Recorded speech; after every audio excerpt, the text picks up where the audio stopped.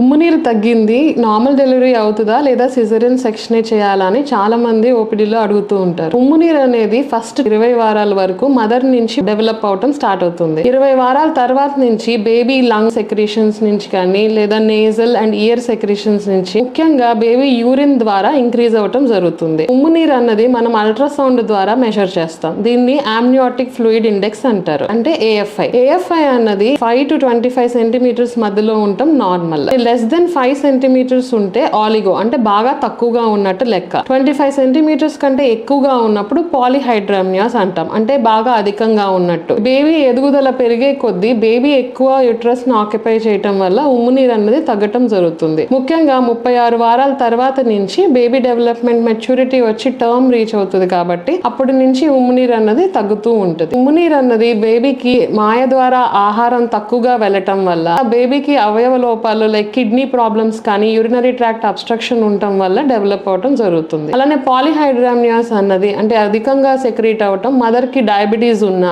బేబీకి అవయవ లోపాలు ఉన్నా, న్యూరో ప్రాబ్లమ్స్ కానీ లేదా GI ప్రాబ్లమ్స్ సంబంధించి అవయవ లోపాలు ఉన్న వాళ్ళలో పాలిహైడ్రామియాస్ డెవలప్ అవటం జరుగుతుంది. లెస్ దెన్ 5 సెంటీమీటర్స్ ఉన్నా గానీ నార్మల్ డెలివరీకి ట్రై చేయొచ్చు, ఇండ్యూస్ చేయొచ్చు. 2 సెంటీమీటర్స్ అంతకంటే తక్కువగా ఉన్నా, లేబర్ లో బేబీకి హార్ట్ బీట్ డ్రాప్ అవుతున్నా సిజేరియన్ సెక్షన్ కి వెళ్లాల్సిన అవసరం ఉంటుంది.